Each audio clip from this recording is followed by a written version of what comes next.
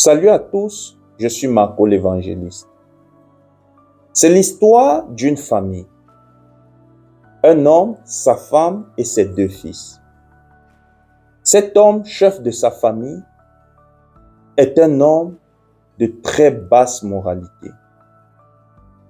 Un homme sans aucune éthique de vie, qui règne dans son royaume, sa maison, sa famille, par la violence et l'injustice. Un homme qui bat sur sa femme à tout bout de champ, autant à l'extérieur en public que à la maison devant ses deux fils. Sans scrupule, sans véritable raison et sans se poser de questions. Un homme totalement irresponsable qui rentre tous les jours très tard chez lui, totalement ivre. Un homme qui ne prend pas soin de ses deux fils et qui ne s'inquiète pas du tout de leur devenir. Alors, plusieurs années plus tard, lorsque cet homme est décédé, ses fils sont devenus adultes et chacun a bâti sa vie dans une ville différente. C'est alors qu'un ami en commun aux deux fils, se promenant dans l'une de ces villes, rencontre le premier. Et celui-ci est totalement ivre comme son père. C'est un homme qui a certes déjà bâti une famille, mais comme son père, il est un homme de basse moralité et sans éthique. Un homme qui bat sur sa femme à tout bout de champ, sans aucune raison, et qui rentre tous les jours ivre à la maison et ne prend pas soin de ses enfants. Alors cet ami en commun lui pose la question de savoir, « Mais dis-moi, pourquoi es-tu ainsi ?» Celui-ci lui répond, « C'est à cause de mon père. Je n'ai pas eu un autre exemple. Je n'ai pas eu un autre modèle que mon père. C'est ce que j'ai vu mon père faire.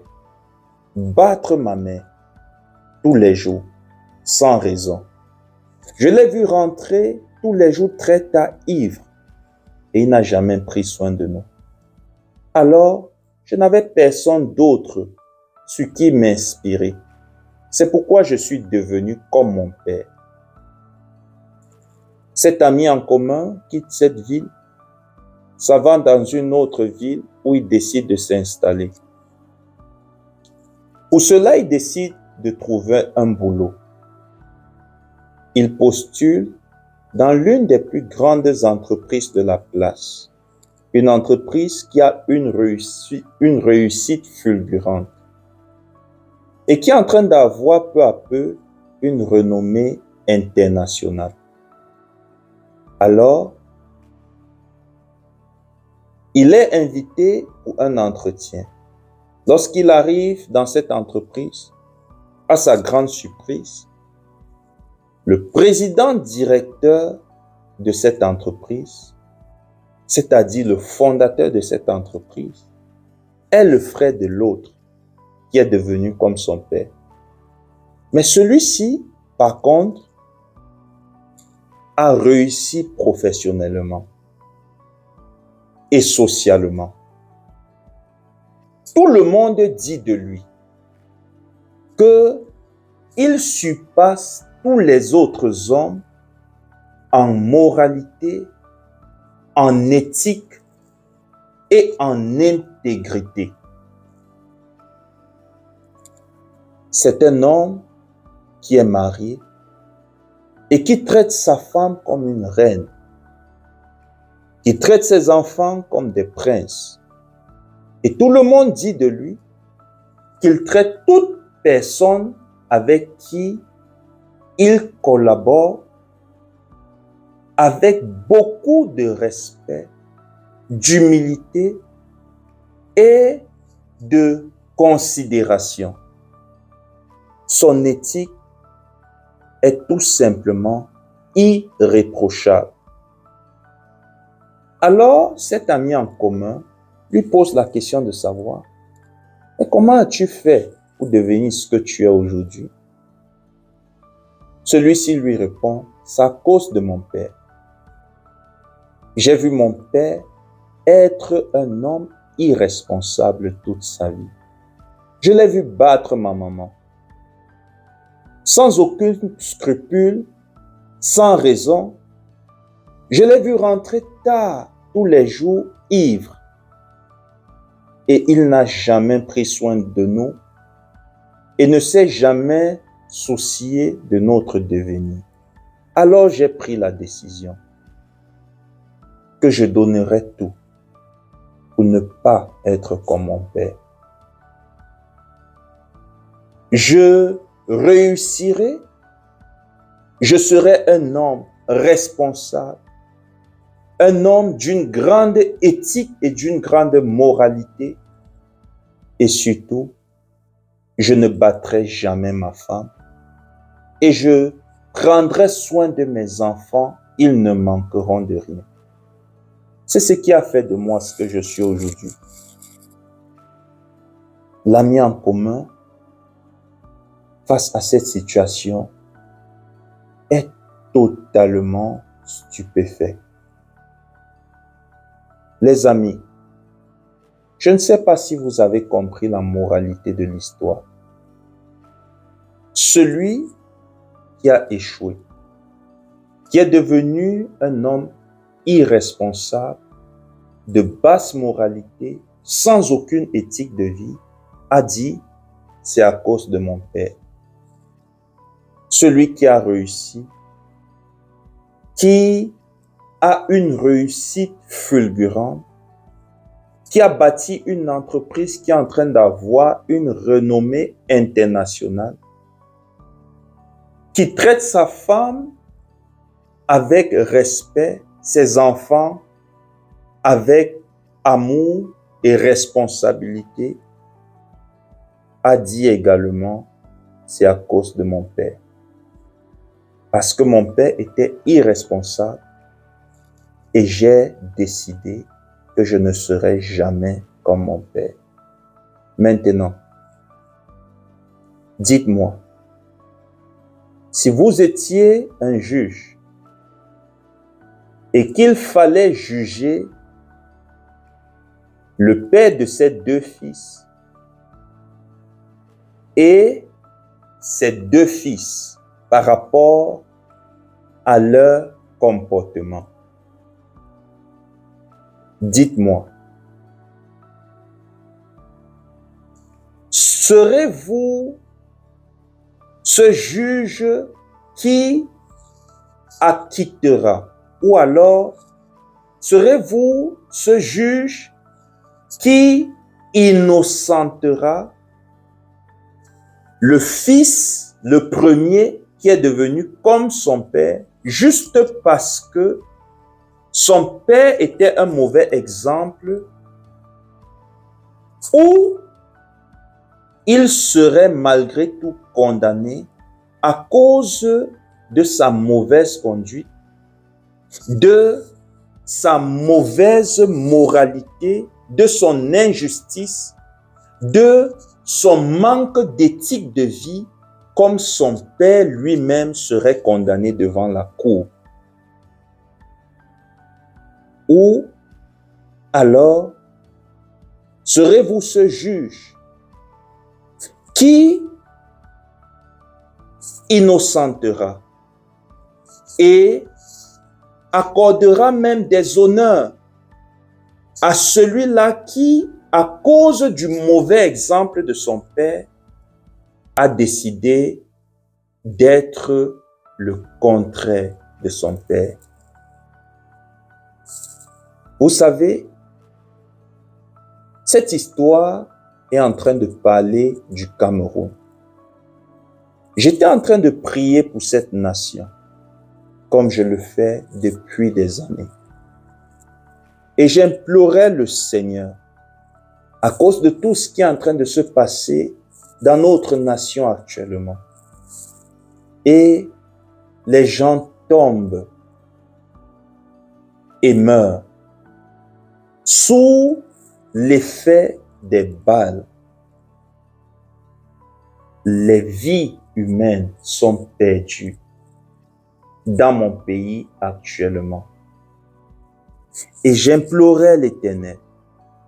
Et je disais, mais Seigneur, pourquoi permets-tu cela?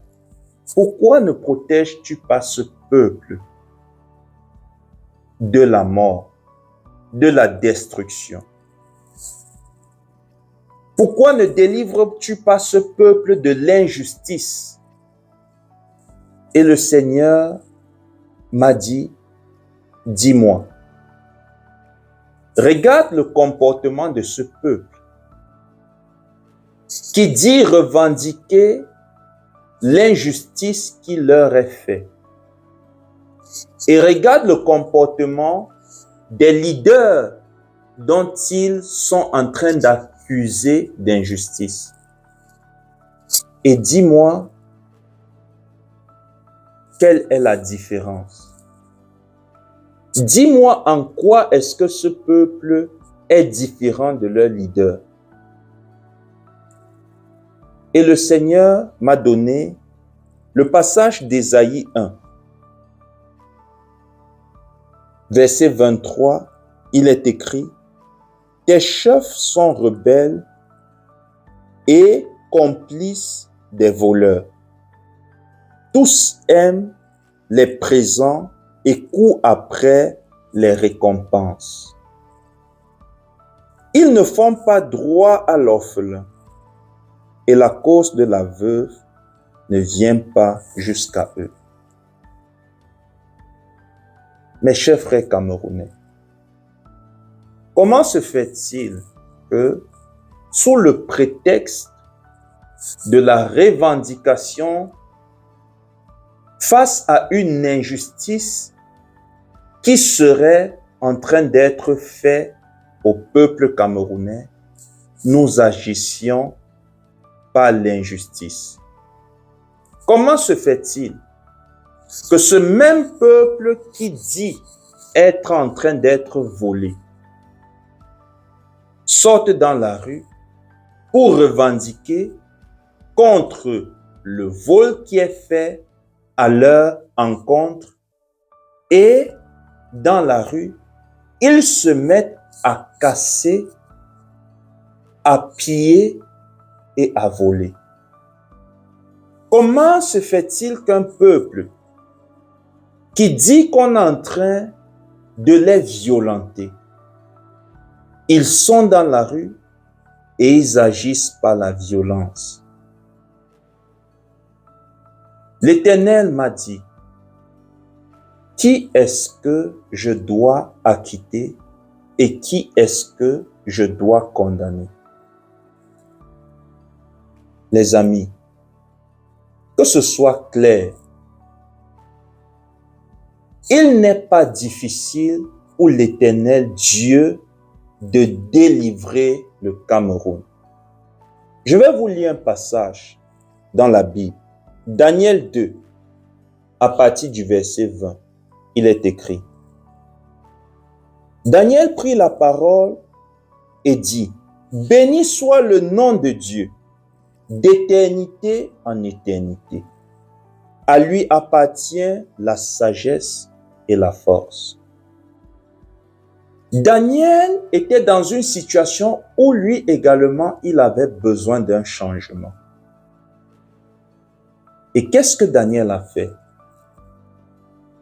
Daniel ne s'est pas mis à agir par l'injustice parce qu'il subissait l'injustice. Mais il s'est tourné vers l'Éternel Dieu, qui était capable de le délivrer et de délivrer ses frères avec lui, de délivrer son peuple avec lui. C'est pourquoi il commence par une prière qui s'adresse directement à celui-là dont il sait qu'il peut le délivrer. Les Camerounais s'intéressent à tout. Les Camerounais se retrouvent dans tout. Mais la chose qui intéresse le moins les Camerounais, c'est la chose de Dieu. La parole de Dieu dit, « Souciez-vous d'abord du royaume des cieux et de sa justice, et le reste vous sera donné par-dessus tout. » Un peuple qui est incapable de mettre Dieu à la première place, de donner à Dieu le trône de leur nation. Ce peuple ne peut pas prospérer. Et ce peuple ne peut pas être délivré par Dieu. Combien de fois sur cette chaîne, j'ai organisé des temps de prière pour cette nation. Allez et regardez les vidéos de ces temps de prière live. Et voyez combien de personnes, même après plusieurs jours, plusieurs semaines, plusieurs mois, ont cliqué sur ces vidéos. Quand je suis en live, c'est à peine qu'on atteint parfois les 15, les 20 personnes connectées. Très régulièrement, on tourne autour de 10 personnes. Pour une nation de plus de 30 millions d'habitants. Mais si c'est pour aller casser et voler et piller les entreprises des privés, tout le peuple est dehors. Comment se fait-il qu'un peuple qui dit qu'il subit de l'injustice réclame la justice en faisant de l'injustice aux autres, à leurs propres frères, à eux-mêmes d'ailleurs? Lorsque vous détruisez le patrimoine national, à qui appartient le patrimoine national? Lorsque vous vous attaquez aux institutions de la nation, à qui est-ce que ça appartient? Connaissez-vous vos droits et vos devoirs en tant que citoyen pour vous attaquer à ce qui vous appartient? Est-ce que ce sont ces institutions qui sont le problème, qui est en train de vous faire de l'injustice? Ou ce sont les hommes qui sont placés à la tête de ces institutions? Pourquoi est-ce qu'il y a confusion? Pourquoi est-ce qu'il y a conflit? La parole de Dieu dit dans Daniel 2, je continue à lire, « Béni soit le nom de Dieu, dit Daniel, d'éternité en éternité, à lui appartient la sagesse et la force. C'est lui qui change les temps et les circonstances, qui renverse et établit les rois, qui donne la sagesse aux sages, la science à ceux qui ont de l'intelligence. » Les amis, croyez-vous qu'il est difficile pour l'Éternel de renverser ceux qui dirigent le Cameroun actuellement? Mais si vous faites coupable devant la face de l'Éternel, comment pourra-t-il dans la justice, vous fait justice. Parce que Dieu est un Dieu juste. C'est un Dieu de justice. Dieu n'agit que dans la justice et jamais hors de la justice. C'est lui qui a la capacité de changer les temps et les circonstances. Le Cameroun, les Camerounais qui désirent un changement des temps et des circonstances dans la nation, le mieux qu'ils puissent faire, c'est de se tourner vers l'Éternel. C'est de chercher la face de l'Éternel. Si mon peuple sur qui est invoqué mon nom se détourne de ses mauvaises voies et invoque mon nom, je l'écouterai, je l'exaucerai des cieux, je le guérirai, dit la parole de Dieu.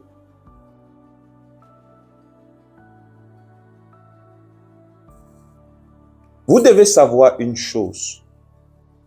La Bible dit dans 1 Corinthiens 14, au verset 33, « Car Dieu n'est pas un Dieu de désordre, mais de paix. » Lorsqu'on invoque le nom de l'Éternel, pour qu'il nous réponde, il doit pouvoir retrouver en nous ce qui le caractérise lui. Dans ce que le peuple camerounais est en train de faire, où est la paix? Pourquoi est-ce que ces manifestations ne se font-ils pas dans la paix et dans l'ordre? S'il y a quoi que ce soit à réclamer. Car il est dit ici, dans 1 Corinthiens 14 au verset 33, « Car Dieu n'est pas un Dieu de désordre, mais un Dieu de paix. » Vous avez choisi la destruction, vous avez choisi la guerre. Mais Dieu dit, celui qui veut que j'agisse, que je l'accompagne, que je combatte pour lui, il doit choisir la voie de la paix. Car la parole de Dieu dit que c'est le diable qui a la mission de tuer, détruire et voler. C'est le diable qui a la mission de tuer, détruire et voler. Dieu ne détruit pas. Comme vous détruisez les magasins, les business des gens. Dieu ne vole pas. On ne peut pas réclamer la justice de Dieu par les moyens du diable. La Bible est claire. Il n'y a pas de communication, de mélange, de rapport entre la lumière et les ténèbres. Soit on est dans la lumière, soit on est dans les ténèbres. Les amis, peuple camerounais, chaque destruction, chaque vol, chaque déviation de l'éthique, chaque injustice est une signature de l'échec du combat de cette nation face à l'injustice. Si ce peuple doit gagner son honneur, doit retrouver son honneur, si Dieu doit faire justice à ce peuple, ce n'est que si ce peuple considère les voies de la justice. Sinon, vous n'êtes pas différent de vos dirigeants. Vous les méritez. Et vous les méritez bien. Ne vous plaignez plus. Ne nous plaignons plus. Si c'est la voie de la destruction, si c'est la voie de l'immoralité, de l'injustice que nous choisissons, alors ne nous plaignons plus. Nous sommes tout simplement, nos leaders sont à l'image du peuple et le peuple est à l'image de leur leader. Dieu n'est pas un Dieu de désordre. Je vais vous parler d'une autre histoire dans la parole de Dieu. Dans Lévitique 8, Dieu dit à Moïse de prendre Aaron et ses fils pour les consacrer au ministère de la sacrifiture, pour faire d'eux des prêtres qui allaient venir faire des sacrifices pour le peuple, à lui Dieu, afin que Dieu bénisse le peuple et pardonne les péchés de ce peuple. Ils sont oints, ils sont établis dans leur fonction par Moïse. Lévitique 8, verset 1. L'Éternel parla à Moïse et dit, « Prends Aaron et ses fils avec lui. Les vêtements, l'huile d'onction, le taureau expiatoire, les 2 béliers et la corbeille de pain sans levain. Et convoque toute l'assemblée à l'entrée de la tente d'assignation pour les consacrer. » Mais seulement, regardez quelque chose. Dans Lévitique 10, il y a 2 fils de Aaron. Ils étaient en tout 4. Mais il y a 2. Parce qu'ils estimaient qu'ils ont été consacrés à servir Dieu au ministère de la sacrifiture, au ministère de la prêtrise, parce qu'ils estimaient que, parce qu'ils ont reçu tous les droits d'exercer ce ministère, ils peuvent le faire quand ils veulent, comme ils veulent. Alors, ils ont décidé un jour, sans suivre les protocoles, dans le désordre, d'aller faire un sacrifice à Dieu.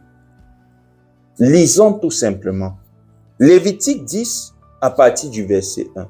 Il est écrit, « Les fils d'Aaron, Nadab et Abihu, prirent chacun un brésier, y mit du feu et posèrent du parfum dessus. Ils apportèrent devant l'Éternel du feu étranger. » On dit ici, ils apportaient devant l'Éternel du feu étranger. Comment ça, du feu étranger? Y a-t-il un feu qui est différent d'un autre? Oui, tout simplement parce que Dieu ne leur avait pas demandé de le faire. Alors c'était étranger à Dieu. Dieu ne s'attendait pas à cela en ce moment-là. Ça, c'était hors des règles, de l'éthique, du protocole. C'est pourquoi on parle ici de feu étranger. Je continue à lire. Ils apportaient devant l'Éternel du feu étranger, ce qui ne leur avait point été ordonné. Écoutez très bien. Ce qu'il ne leur avait point ordonné. Alors le feu sortit de devant l'Éternel, verset 2, et les consuma. Il mourut devant l'Éternel. Vous savez, la première chose que j'ai demandé à Dieu lorsque je me suis mis à prier pour le peuple camerounais, c'est pourquoi est-ce que les gens meurent. J'ai dit, Seigneur, j'ai pourtant prié des années à l'avance afin que aucun Camerounais ne perde sa vie.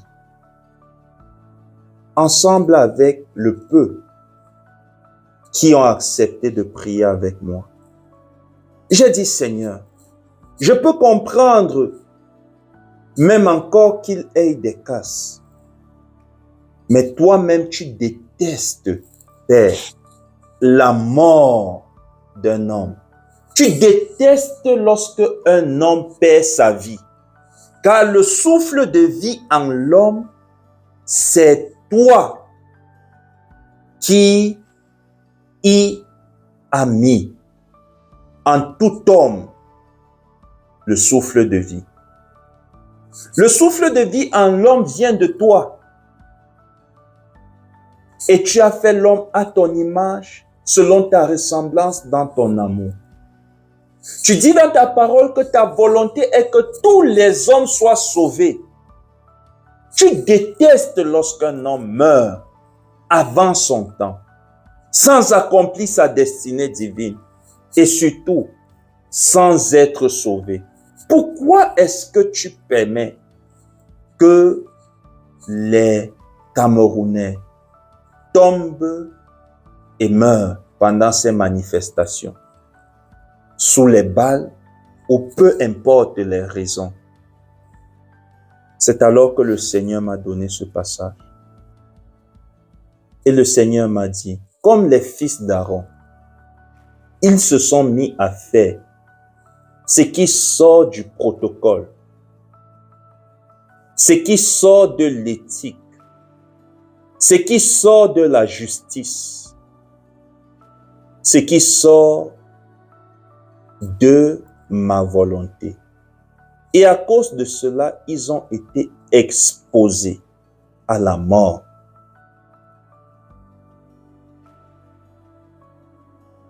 Mes frères camerounais, c'est la même bêtise que nos frères du Nord-Ouest ont fait lorsqu'ils avaient des revendications. Au lieu de se lever tous comme un seul homme, dans la paix, dans l'ordre et la justice de Dieu, pour réclamer ce qu'ils sont en train de réclamer, ils se sont levés par les armes. Et les premiers qu'ils ont commencé à agresser, à tuer, sont leurs propres frères. Sont ceux qui sont morts, qui sont le plus morts des balles de ceux qui ont pris les armes. Des armes de ceux qui ont pris les armes sont ceux-là même qui vivent dans le nord-ouest et le sud-ouest du Cameroun. Les populations de cette zone, de cette partie de la nation. Même pas ceux qu'ils disaient combattre. Et croyez-vous que si nous continuons comme ça, nous, Camerounais, à agir dans l'injustice, en demandant à Dieu de nous faire justice, croyez-vous vraiment que nous parviendrons à la justice? C'est une question que je pose. À chacun de la répondre. Car moi, je connais ma réponse.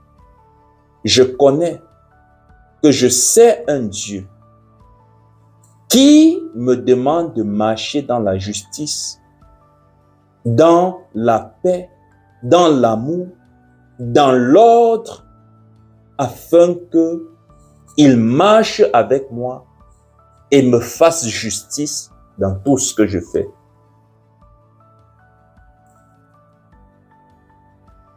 Les amis,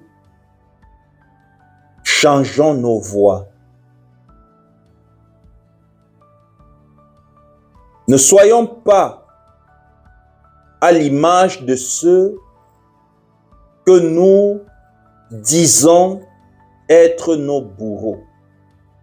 Ne soyons pas à l'image de ceux que nous demandons à Dieu de nous délivrer de leur pouvoir. Sinon, Dieu ne pourra jamais nous délivrer. Ou alors, Dieu ne nous délivrera jamais de leur pouvoir. Car nous serons à leur image, alors nous les mériterons. Les amis,